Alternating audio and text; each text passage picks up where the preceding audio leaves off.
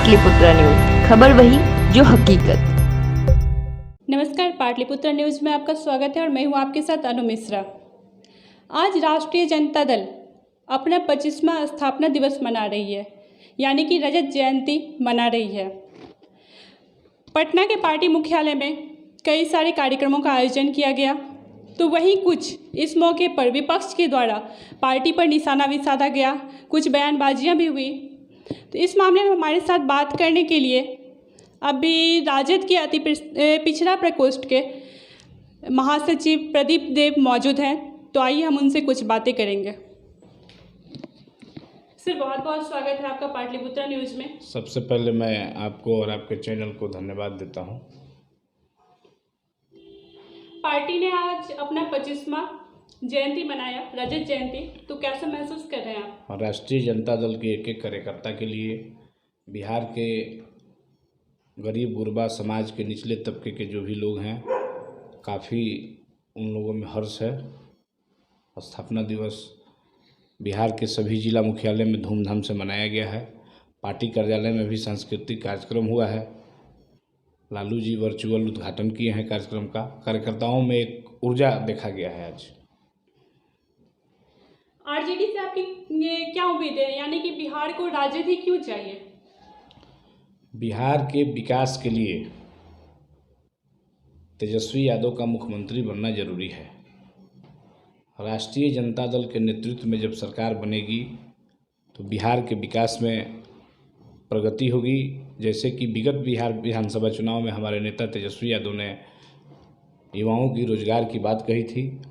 आज अगर बिहार में राष्ट्रीय जनता दल की सरकार होती, तेजस्वी जी मुख्यमंत्री होते, तो बेरोजगारी अभी जितना है उतना नहीं रहता, युवाओं को रोजगार मिलता, उद्योग जगत में भी काफ़ी इजाफा होता बिहार में।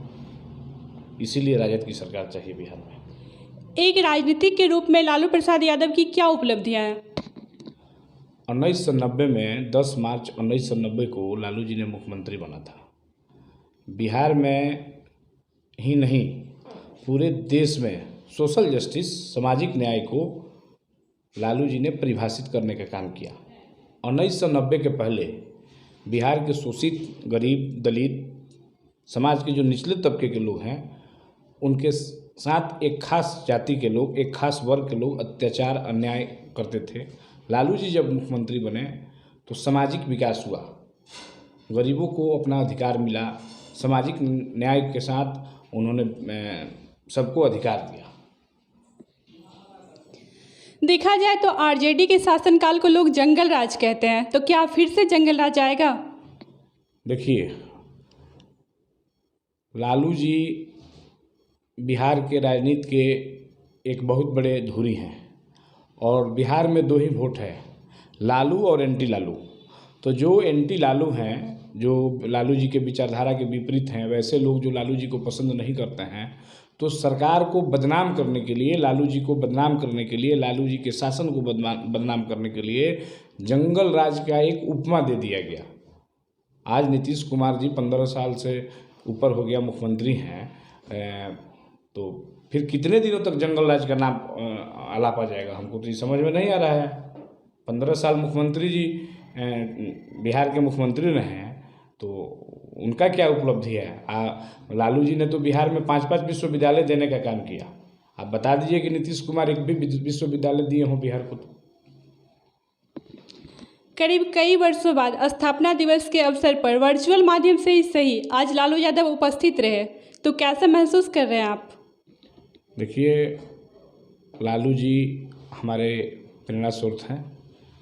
मैं उनका अनुसरण और अनुकरण करता हूं। और आज ही नहीं, लालू जी जिस दिन जेल से बाहर निकले थे, उस दिन हम लोगों के घर दिवाली मना था। लालू जी बाहर हैं, तबीयत उनका ख़राब है। हम लोग उनके स्वास्थ्य के लिए ईश्वर से प्रार्थना करते हैं, लालू जी स्वस्थ हों, लालू जी हम लोगों के बीच आएँ पटना। इसका बेसब्री से इंतजार है हम लोगों को।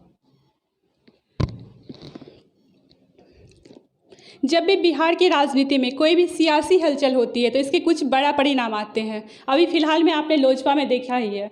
तो इस बार तो ऐसे भी बिहार की राजनीति के पुराने खिलाड़ी और कद्दावर नेता लालू प्रसाद यादव दोबारा राजनीति में एंट्री कर रहे हैं। तो एक पार्टी के सदस्य होने के नाते क्या कहना चाहेंगे आप? वर्तमान बिहार सरकार पूर्ण रूप से अस्थिर है, स्थिर नहीं है। और आपको पता होगा कि एक सप्ताह पहले हमारे नेता तेजस्वी यादव ने कहा था कि बिहार सरकार 3 महीने के अंदर गिर जाएगी। तो कहीं ना कहीं इस बात में सत्यता है और सरकार स्थिर नहीं है।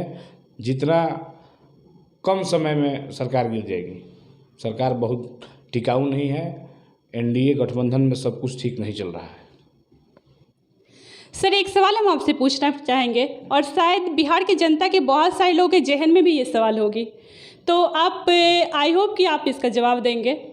2020 के इलेक्शन के दौरान हमने देखा कि बिहार में जितने भी आरजेडी का पोस्टर और होर्डिंग्स थे, सबसे लालू यादव की तस्वीर गायब थी। और लेकिन उसके बाद फिर लालू यादव जमानत पर रिहा हुए हैं, बिहार की राजनीति में दोबारा एंट्री कर रहे हैं, तो एक बार फिर से चारों तरफ उनके पोस्टर नज़र आ रहे हैं।